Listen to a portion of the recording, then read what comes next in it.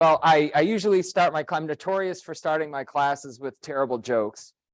So given the audience in the room, what do you call twins who have lost their psychic abilities? Paranormals. Well, the good news is you're not here for a comedy hour. I'm going to talk about deep fakes, and democracy. And before I get started, as was mentioned, the book Political Tribalism in America was published by McFarland. And I do have some chapter summaries if you're interested in learning more about what's in it. But if I could summarize it briefly, it would be just looking at this slide here. In democratic theory, the democratic ideal of citizenship, political scientists often call it the folk theory of democracy. They say that our thinking should determine our party. In other words, we should go out and during a campaign or something like that, we should go out and we should think about what are the issues that are being debated. We should do a vast search of information on those issues on both and every side of that issue. And then we should do our best to objectively perceive that information, to objectively evaluate that information. And then we arrive at our policy positions. And then we sort of look at those policy positions and then see what party best represents our views on those issues. And then that's the party we would support, at least provisionally, in that election. That is the ideal, and that's often not how things work. Usually, it's flipped on its head. And what I call the tribal theory of democracy, where we start with our party, and our party determines how we think. And so we have these strong party attachments. There's a wonderful debate in political science about how that actually happens. How do we, why are we a Democrat or why are we a Republican? But what we find most often is it usually has nothing to do with issue positions. We have these strong party attachments, and then that distorts everything that comes after. So we have our political party. We essentially look to our party and say, okay, well, these are the issues. What should I think about these issues? What is my position on these issues? Oh, my party is for the flat tax. Well, I'm for the flat tax. My party's against the flat tax. I'm against the flat tax. And then that distorts the information that we seek. We tend to look for information that supports our point of view. And anytime we come across information that does not support our point of view, we are hypercritical about that information, which is actually a good thing, except we just do it selectively. We're not hypercritical about studies or information that supports our point of view, only information that goes against our point of view. And we are not objective in our evaluation of information. We're quite subjective in how we evaluate all sorts of information. And I have different chapters in the book about different kinds of information, political numbers and statistics, charts, graphs, political arguments. And tonight, I can't obviously go through all of that in a single talk. But tonight I'm going to focus on part of chapter 6. Chapter 6 deals with false information. And it goes through some of the research that has essentially shown that Democrats and Republicans will often mischaracterize false information that is favorable to their party as true, and true information that is unfavorable to their party as false. And a wonderful example of that is in cheap fakes and deep fakes. So to define these terms as we get started, a cheap fake is a photograph or an audio file or a video file that has been taken out of context or edited using something like Photoshop. And so it might be, a photograph might be cropped, a video might be cropped, it could be sped up. I'll show you, or slowed down. I'll show you an example of that tonight. Or of course, it could be Photoshop. And then deep fakes are photographs, audio files, or video files that have been generated through some kind of artificial intelligence. I'm going to go through each of these. I'll show you some examples, and then I'll talk about a couple easy ways and really fun ways to sort of debunk these on your own. So I'll start with, why we're here, why I think this issue is important. The problem, of course, is cheap fakes and deep fakes can make people say things that they've never said and do things that they've never did, or do things that they've never done. And when we talk about living in a democratic society and coming upon cheap fakes or deep fakes of political actors, that can have serious consequences in distorting the democratic process and our decision making on whom to vote for and our policy positions and so on. So I'll start with cheap fake photographs. A cheap fake photograph is nothing new. People have been altering photographs since photography has been in existence. The problem is, or the challenge is, today it's a lot easier to do this because of programs like Photoshop. You used to have a lot of expertise, a lot of time, a lot of money to alter photographs in the past, and now you don't need any of that. And my first experience with this, I don't know if any of you have seen this or remember this Photoshop. This was before social media, so this was after September 11th. And I remember family members sent this to me in an email and said, have you seen this photo and heard about this story? It's incredible. And the story was about, supposedly this person was on the observatory deck of the World Trade Center on September 11th. And when the towers collapsed, they found this camera in the rubble, and then they took it and they developed the photos, and this was in there. Well, as soon as I saw this picture, I knew it had to be a fake. There have been people who have said, well, it was a really nice day, and so why is he wearing like a winter hat and a winter jacket? And some people looked immediately at the plane and was like, oh, this is a Photoshop. For me, I'm like, why isn't the dude turning around? Like, there's this huge plane bearing down on this building, and he's not turning around, and the person who's taking the photo is not, he's taking the photo, right? And so immediately I was like, this can't be real, and so on. But that was the first time, at least that I can remember, somebody sending me something saying like, wow, look at this, and they had fallen for it. Well, it's only become more common and ubiquitous. So I'll just run through a bunch of these. The real one is on the right. George Bush reading a book upside down, right? Oh, he's so dumb, he doesn't even know the book is upside down. Obama holding a phone, he's so dumb, he doesn't even know he's holding the phone upside down.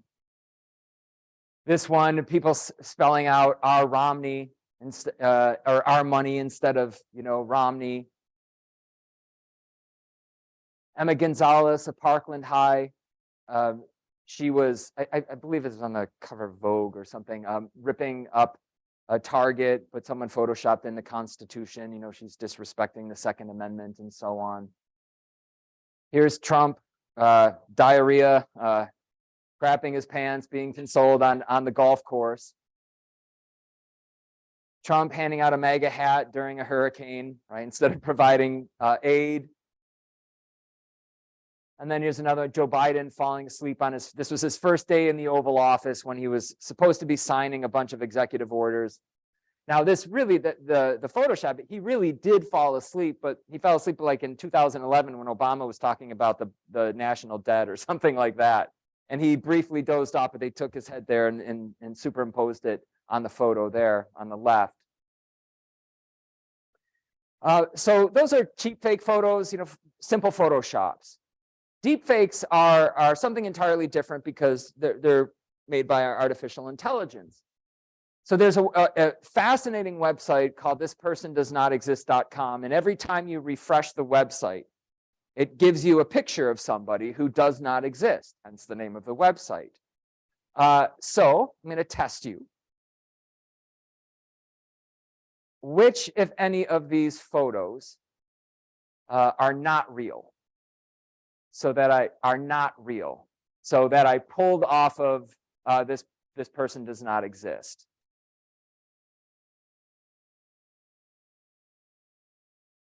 We got all four. First on the left, the one on the right, all four. Yeah, all four. None of them are real. Oftentimes people say the first guy's not real. It's like the background is too simple, right? A lot of times people say the one on the right, it's a little like this just looks a little odd over here. But oftentimes people think that the two in the middle are real, and they're not. No, they're not. And it's amazing this way. You can keep refreshing and refreshing and refreshing, and it's really a remarkable experiment. Well, this is, if you remember this, these just came out about a week ago when Trump was allegedly going to be arrested, right? I believe it was like last Tuesday or something like that. And these are all created by artificial intelligence. So this could be concerning, right? And so people have looked into this.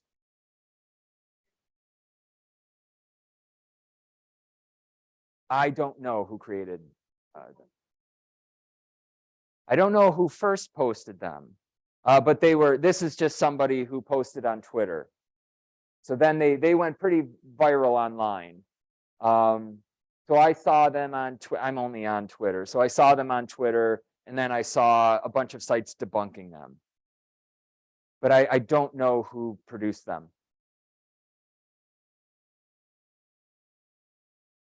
Right. Yeah, they didn't produce them, but well, so people have looked into the potentially negative consequences about these fake photographs, and they've found a couple things that stand out. One, when people look at fake photographs or see fake photographs, it could alter memories that they have. And also, it can completely create new memories out of whole cloth.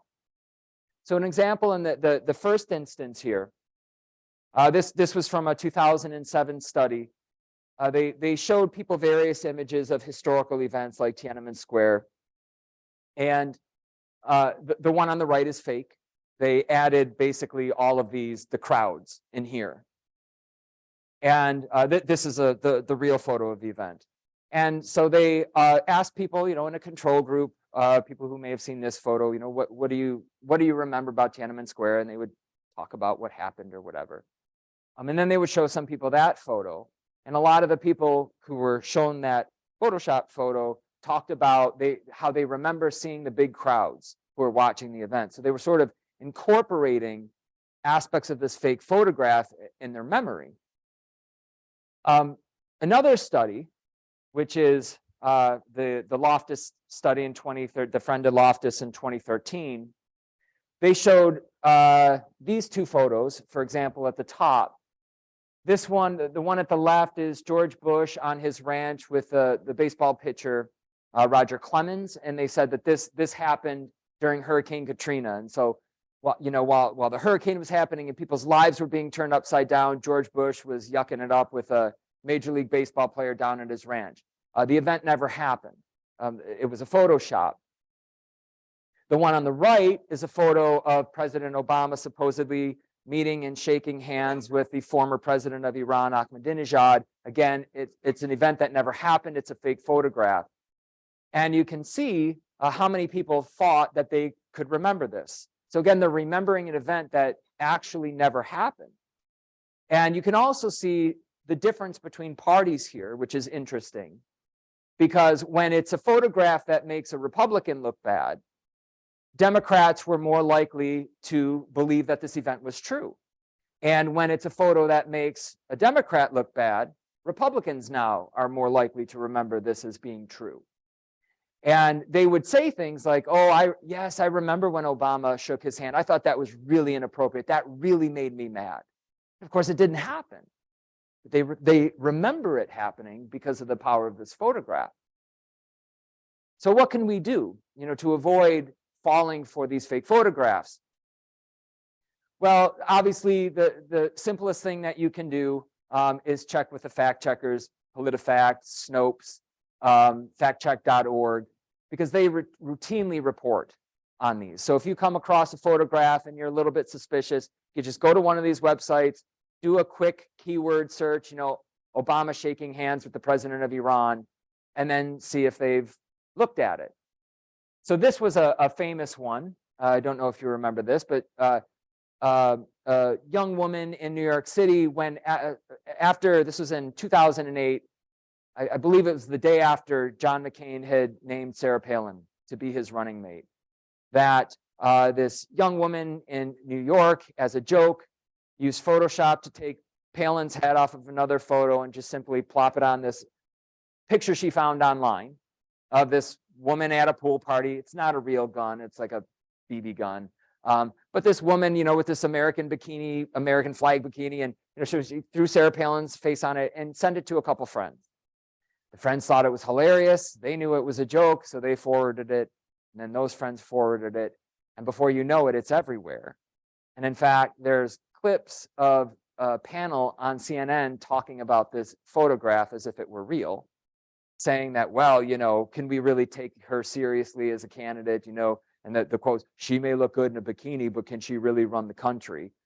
They were having this serious conversation on CNN about a photo that wasn't real. And so if you go to, this was debunked on Snopes, and they do a really wonderful job, a really in-depth investigation. They track down the person who took the photo of this young woman in the bikini. It was a friend of hers that took a photo and had put it up on Facebook. They tracked him down. He's like, yeah, I took the photo, and this, and then he shared the real photo. They tracked down the photo where this woman got Palin's head. It was just an AP photo, I believe. And so they talked to the woman who did this, and they do a wonderful job of debunking this sort of thing. The other thing that you can do is do your own. So let's say you go to one of these sites and they haven't looked at it yet, and they haven't debunked it. Well, you can do a reverse image search yourself. And the site and source that I always use is TinEye. It's a wonderful source, and I'll show you how to do this. But all you really have to do is you copy the image or you copy the URL. You go to TinEye. They've got a search bar. You plug it in. You hit return, and it does this search almost instantaneously. And the result. So I'll use this as an example. If you remember Colin Kaepernick, I was a quarterback in the NFL, and he started kneeling, during the national anthem, and this made a lot of people angry. And so this was a photo that started to circulate online, and something to the effect, people are saying, oh, these NFL players, they don't love America and that sort of thing. Look, they're burning the flag in their locker room. Now, this is a picture in the Seattle Seahawks locker room after a victory. It's a Photoshop. You could see that the flag is photoshopped in there. There would be smoke. There would be sprinklers going off. If this was real. But people did fall for it. And so if you were to come across this and be like, oh, I don't know about this, and you copied it and you pasted it into TinEye, you would get a bunch of results. So this generated 138 results. Now, sometimes you'll see that very picture and it might just say like Twitter or Facebook, and that's just people who saw this and they're like posting it on social media. So you might have to scroll through, but eventually, if one of the debunking sites looked at this, you'll see that. So, oh, Snopes, and then you could go to Snopes, and look into it if you hadn't already. Or you'll come across the real picture and the source of that real picture. So this was from someone lifted this picture off the Seattle Seahawks site and then just, Photoshop the flag in there. And then you can actually say, okay, so this is fake and they added this and so on. Well, here's the part of the presentation where I always do my mea culpa. And it's really particularly embarrassing because it was while I was writing the book. And in fact, while I was writing the chapter on fake images and how to debunk them, I came across this picture on Twitter, and I thought it was hilarious, and it sort of pressed all my buttons where I wouldn't think clearly, I was like, oh, numerology and conspiracy theories and all of this stuff. And so it's what this is supposed to be saying is Barack Obama created COVID.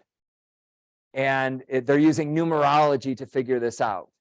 Because Barack has 6 letters, Hussein has 7 letters, Obama has 5 letters. The problem is that doesn't add up to 19. So it's really funny, right? And you're like, these numerology people, they can't even add, ha, ha, ha. So I shared this with one of my, I've got a bunch of, on chat groups, with friends, different groups. And I sent this and I said, this is hilarious, check this out. And immediately after I sent it, oh no, I didn't check this. I didn't fact check this. And then I looked at it a little closer and I'm like, oh, this isn't even a good Photoshop job. Like the hand is weird. And I'm like, oh, no. So then I went to TinEye, it takes 2 seconds. And sure enough, it wasn't real. And then I was terribly embarrassed. Had to said, hey, don't forward this. It was fake. I'm sorry. I should have checked before I forwarded it. But that's social media is so easy to do this. And you see something that you think is funny and you want to share it with your friends. And you want to be the one to share it with your friends because then they'll laugh and you made them laugh and all that stuff. So I'll show you how to do this. It's very simple. So this is an example of where it's on Twitter. Okay. Now, whoops. So this isn't my computer. So I'm a Mac person. I got to figure out how to, there we go. Nope. How would I copy this? Control C.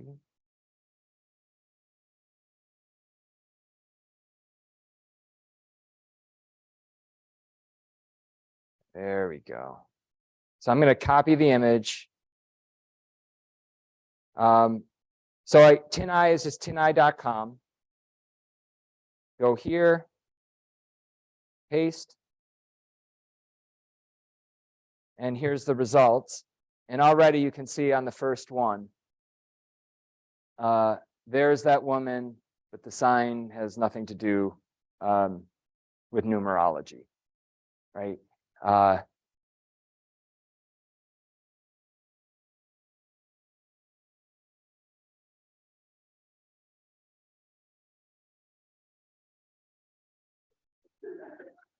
I don't know.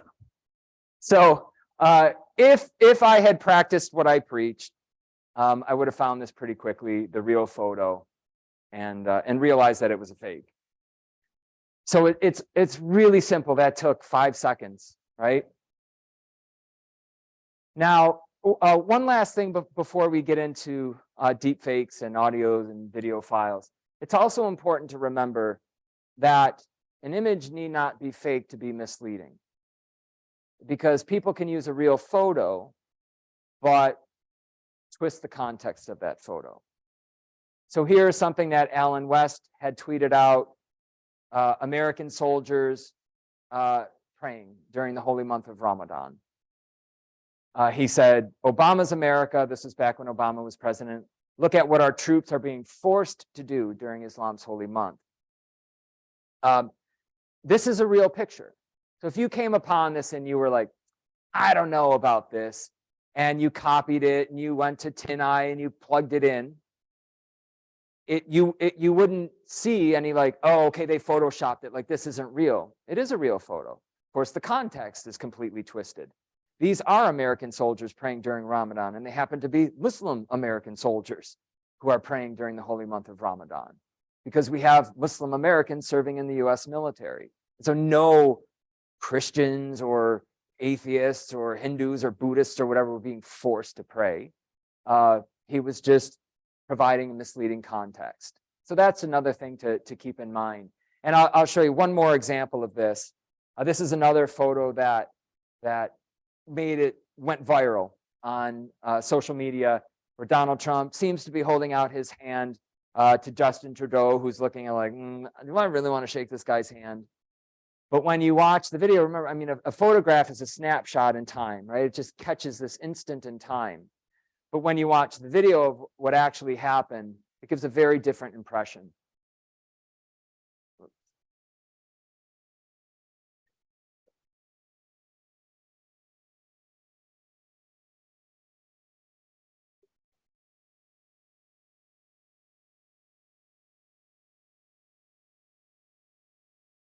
So far less awkward than it appears in the photo. So how about cheap fake audio and video files? Well, this is one that you may have come across.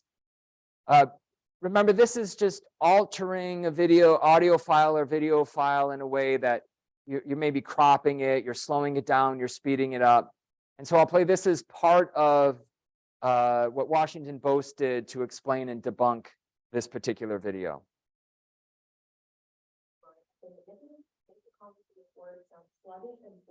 This video posted by the Politics Watchdog Facebook page has more than 28,000 shares and 1.2 million views.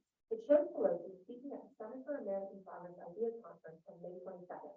But when compared to the Washington Post verified feed of the same event, it is clear the Facebook video is playing at 75% of the original speed. We want to give this president the opportunity to do something historic for our country. We want to give this president the opportunity to do something historic for our country. Adjusting the speed like this would make Pelosi's voice sound low and distorted. We want to give this president the opportunity to do something historic for our country. But her pitch has also been altered to sound more like her natural speech. We want to give this president the opportunity to do something historic for our country.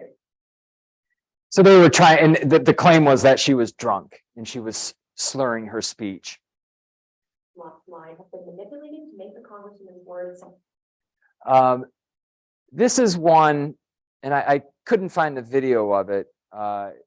It had been taken down, but Trump was, when he was in the White House and he was going out to Marine Force One, and he was sort of walking out to the lawn, and then he kind of stopped, and then he kind of sort of turned, and he seemed to be wandering aimlessly, and then he turned back and he started walking back to where he was coming from, and then he stopped and just was like staring at a puddle.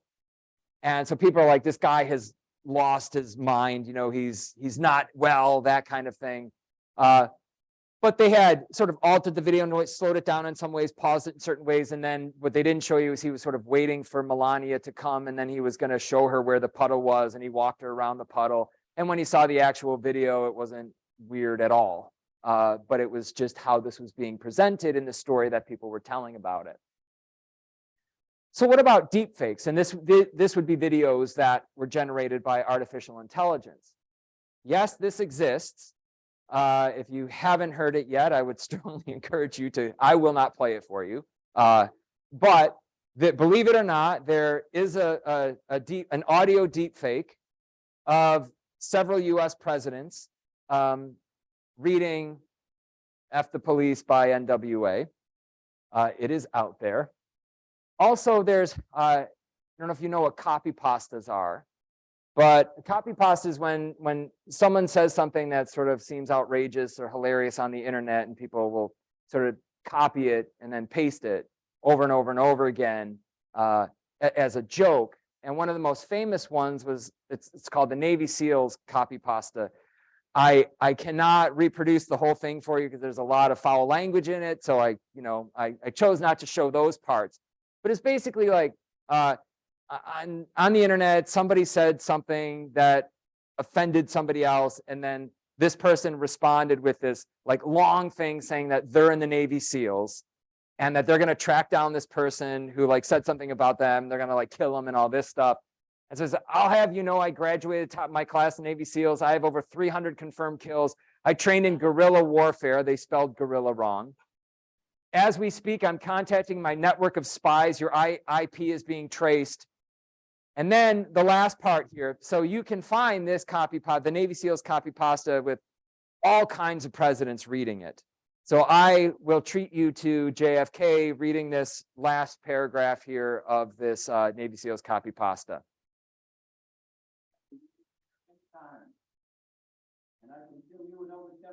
and adjunct is my DNA. So you can hear Lyndon Johnson saying it. You can hear Ronald Reagan saying all kinds of presidents. All someone needs is about 20 minutes of somebody's voice on tape. So for, 20 minutes of a presidential speech, 20 minutes of, someone reading their autobiography, on Audible or something like that. And they have your voice, they have you making every possible sound, and they can simply type into a computer whatever they want you to say, and you will say it. And it sounds pretty seamless. Now, deepfake video technology, a lot of it is funny. It's been used for comic purposes. I'll play a couple here. This one, if anyone has seen they did a wonderful documentary about Michael Jordan and the Bulls. It's called The Last Dance. And this was actually a promotional commercial for the documentary when it was being released. And they sort of went back to when the Bulls won one of their championships. And Kenny Mayne was this famous anchor on ESPN. And it's like, he's pretending, you think it's back then, and he's predicting that they're going to make this documentary in the future. Whoops, okay. See if I can get this one. Let's get right to it. Chicago Bulls have won their second three-peat. This is the kind of stuff that ESPN will eventually make a documentary about. They'll call it something like The Last Dance. Make it a 10-part series and release it in the year 2020. Gonna be lit. You don't even know what that means yet. While I'm making predictions, means will get extra tight. There'll be a thing called a fuck bubble, and this clip will be used to promote the documentary in a State Farm commercial. It's just a hunch. So you can see they just put somebody else's lips in there. That's one of the ways of doing these. And another one is face swap, where they just put one person's face on another person's body, which is this really freaky one where they put Steve Buscemi's face on Jennifer Lawrence's body.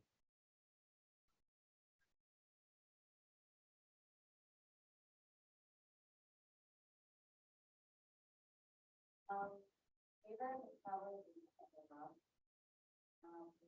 the least favorite.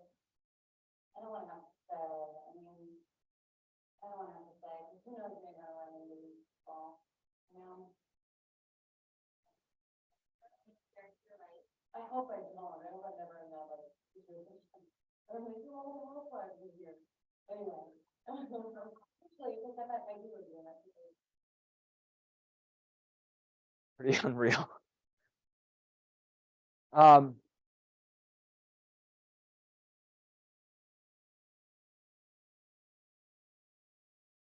Unfortunately, these can also be used for downright awful purposes.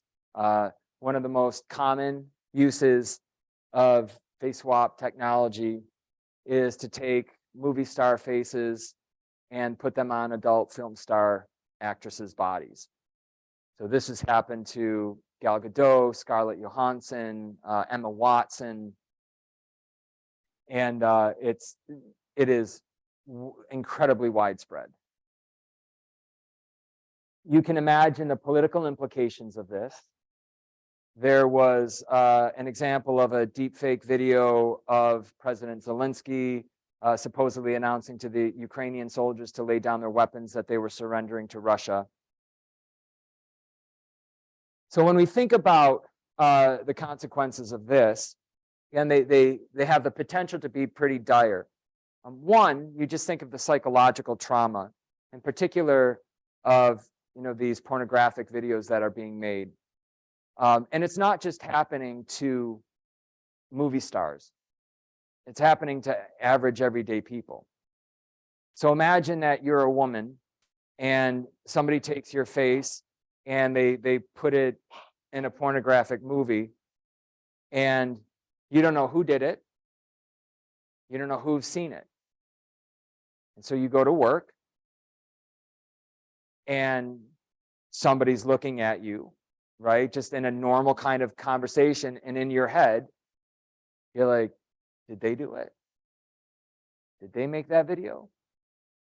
Did they see this video? Are they looking at me right now thinking about that video? The trauma that would be associated, it's awful. And this is happening to not just movie stars, but average everyday people are dealing with this right now. And there are movements to make this sort of thing illegal and have consequences for producing these sorts of things. And you know, we'll see where that goes. But also, similar to photographs, there are instances of false memories being created by people who either hear these deepfake audio files or see these deepfake video files. And it's interesting because they found this one particular study here.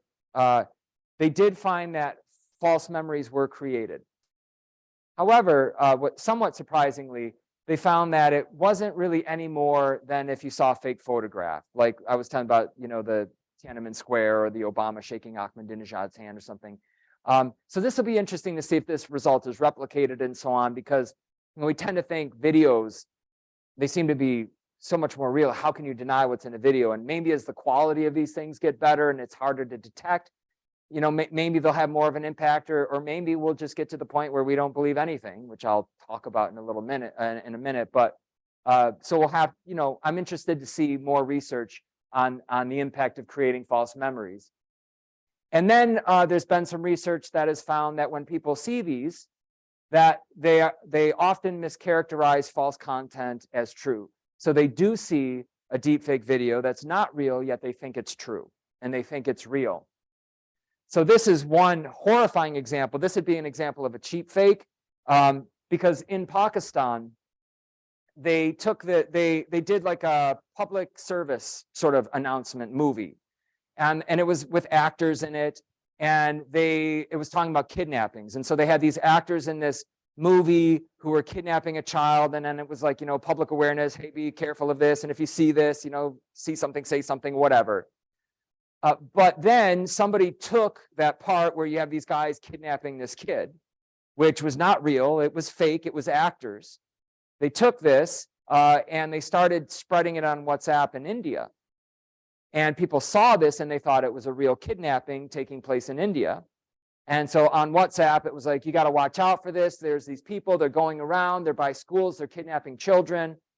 And so there was this group of friends who were just happening to drive through this one village. They were on their way home to visit their family. And they just unknowingly stopped in front of a school to take a break. And people there didn't recognize them because they weren't from that village. And they thought, these are the kidnappers that we saw or heard about on WhatsApp. And they attacked them and they started beating them. And some of them escaped, but two of them were severely injured and one of them was killed. As far as deepfake videos go, this was a study that showed some people some deepfakes, and about 33% who watched these deepfake videos had mistaken them as real videos. Now, another sort of interesting finding here was that they found that Democrats and Republicans were equally as likely to make that mistake, regardless of the partisan valence. So if it was a video that made Democrats look bad, Democrats and Republicans were equally likely to say, oh, that's real, which is interesting because that's not what they found with the photographs in the earlier study. So again, we'll see if this result is replicated, and it's interesting to sort of look into that and understand why this is different from photographs. But the other concern, of course, is not that we see some fake video and think it's true. The last concern that I'll talk about is that we will see a true video and we'll think that it's fake. You see a real video and say, this has got to be a deep fake. And this is concerning, and this has happened in real life. So this is a fascinating case in Gabon. The president of Gabon had a stroke. And so they canceled a bunch of his public appearances. And so then people started to get suspicious. They're like, where is he? We haven't seen him. He was supposed to be at this event. He wasn't at this event. So then these conspiracy theories started to swirl. that there had been some kind of coup and that he had been overthrown, but somebody else had taken over the government and they were controlling the government and so on. And so then the real government, the president, they're like, we need to get you out in public. You got to like appear somewhere, give a speech or something. So they put him out in front of the cameras, but he was still suffering the effects of the stroke. And so he didn't have all the use of the muscles in his face. His speech was still a little bit slurred. And so people were watching this and they're like, this isn't right. This is a deep fake, right? See how his face is like weird and he doesn't sound right. And then it actually led to a real military coup where they thought, okay, he really is dead. They're trying to fool us with this deep fake. We've got to overthrow these people who did something to our president and so on. So that's a situation where you have this real video that people are thinking and believing is fake. And then the same study I was just talking about a second ago, they found that 33% of people saw a deepfake video and believed it was true. They also found that about 33% of people watched a real video and mistakenly believed that it was a deepfake. And interestingly here, there were large party differences. So these are two of the real videos that they showed them. Hope they load here. If not, I can explain. But this was, Obama was meeting with President Medvedev, and this was right before Putin was going to come back to power. And Obama was talking about how it was like in the 2020 election, and that he sort of leaned over and whispered and didn't realize there was a hot mic. And he said, after the election, I'll have more freedom to, sort of make a deal. They were talking about like nuclear weapons and stuff like that. I'll see if this works.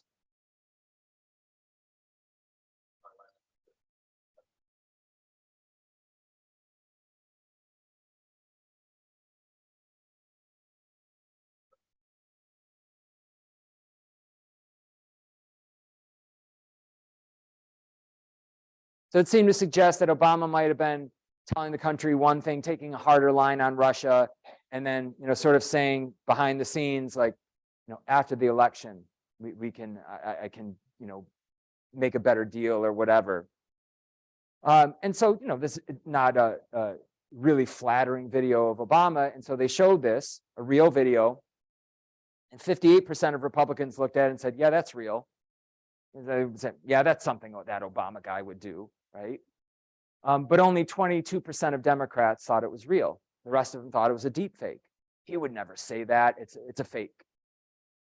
Now, for this one, Donald Trump has Tim Cook of Apple at the White House, and he calls him Tim Apple. We're going to be opening up the labor forces because we have so many companies coming in. People like him, who's standing all over and doing things that I really wanted to do. Like, with him, you got to start doing it over here, and we really have that. We appreciate it very much, Tim Apple. So when they showed this, Democrats believed it was true, right? Yeah, this guy, he's an idiot or whatever. Of course, he would screw that up. Where Republicans were much less likely. 51% of Republicans were able to correctly identify it as a real video, but the rest of them thought it was fake. So you can imagine a situation, right, where Obama could come out if this, when this video is released, and he could say, I never said that. It's a deep fake. It's altered. And you would have at least a lot of Democrats who would willingly accept that explanation. You can imagine Trump coming out saying, I never said that. I called him Tim Cook. Someone altered that. And you would have a decent number of Republicans who would agree and accept it. This is what is known as the liar's dividend. And that once we have more and more of these fake videos coming out, and people are exposed to more and more, and then they start to, oh, okay, this is a fake video, this is a fake video, this is a fake video. that we're going to start to think that true videos are fake too. And you can imagine a situation where, you know, Richard Nixon in the White House tapes. What if we had the technology that we have today? What if they had that back then? You can imagine Nixon saying, "It's not me on those tapes. I never said that. Right? It's been altered." And we don't have to imagine this happening because it's already happened. If you remember the Access Hollywood tape, where Trump basically, was talking about grabbing women, and initially he came out and apologized, but then later he came out and said, "Well, there's people saying that that's not really my voice on that tape," suggesting that it had been altered. On January 6th, when Trump finally gave his concession, he gave a speech and said, "We're going to have this peaceful transition," and he told all the people who were attacking the Capitol to go home.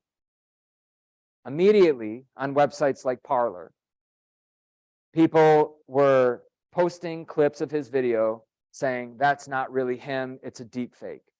Look at his mouth here, look at that, listen to his voice here, that's not Trump. Don't fall for it." Roger Stone, there was a documentary that was being done, and in the documentary, Roger Stone says, "F the voting, let's get right to the violence," talking about the 2020 election. When this was released and aired, he said, "I challenge the accuracy and the authenticity of these videos and believe that they had been manipulated." So this is going to be a common rejoinder that people, when you get caught on tape saying or doing something that is embarrassing, illegal, or whatever, you're just going to come out and say, "It's not real. I never did that. I never said it." So what can we do about this? Well, again, check with the fact checkers. A lot of times they will look into this and they will debunk this stuff. The drunk Nancy Pelosi video that I showed earlier, they did a great job, just like the Washington Post did, the clip I showed you. But they walk through this, talk about the real video and how it was manipulated. So they do great work. Also, the other thing, watch deep fakes. Watch a lot of them. The more deep fakes that you watch, it's sort of hard to put your finger on exactly what, but you just sort of watch it and it's just like, it's not right. Something about maybe their teeth, or when they turn their head, there's like a little fuzziness on the side, or there's just something that's not right. Some of them are really bad and it's like really obvious, but they're getting better. But if you just keep watching them and you just start to sort of pick up on some of these cues, even though it's hard to express exactly what, you'll just get this feeling like, I don't think that's right. You can also check the source, who's posting this. But then the program that I use is Deepware. It's a super easy program. And you go to, it's deepware.ai, and they've got a deepfake scanner. And it's just like this. So you'd go in there and you would copy and paste and you plug in a URL and you click return, and it analyzes the video, and then it gives you like a percentage of, we think this is a deep fake. So I'll do one example here, and then I'll take any questions if you have any. So this is one of Trump. I'll play it. It's pretty obvious that it's a deep fake, but and then I'll show you how you can fact check it. My fellow Americans, many of you will have been following the impeachment proceedings brought against me by the Democrats.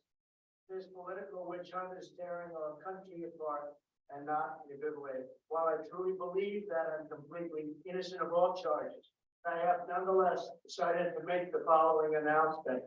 Jeffrey Epstein did not kill himself.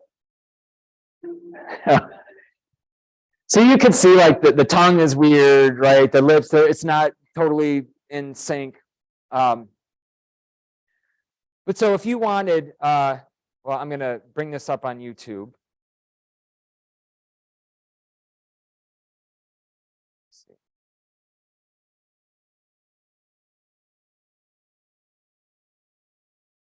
My fellow.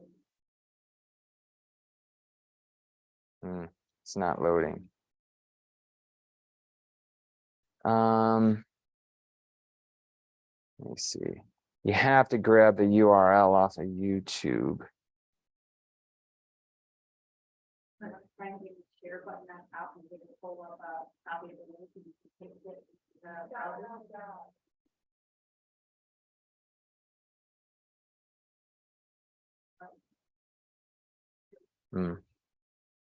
Well, that's okay. Let's see. Let's see if this works.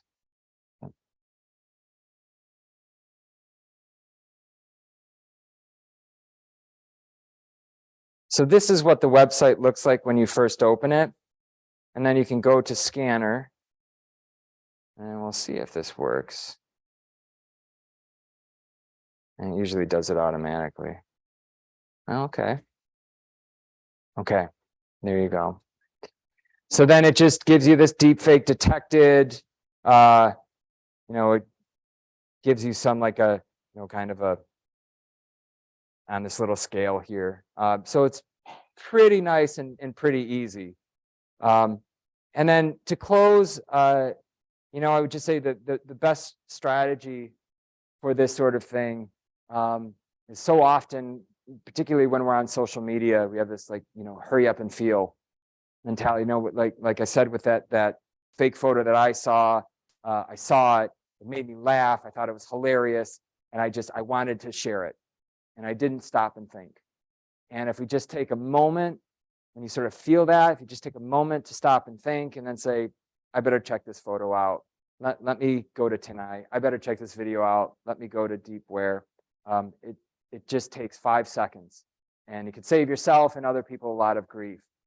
And the last thing I'll say is, even if you know that it's fake, don't share it. Because you might think it's hilarious and share it anyway, but the people that you send it to might not know it's fake. And even if they know it's fake, they might share it. And studies have shown that the more people sort of see these things, the more likely they are to believe they're true. And so we all can do our part, sort of tamp down on a lot of this nonsense that's being shared by when we see it, don't share it. And if you screw up like I did, just take that extra second to send those folks a note and say, hey, I screwed up. I shouldn't have sent this. It's not real. So thank you for your time and attention. And if you have any questions, I'd be happy to answer them.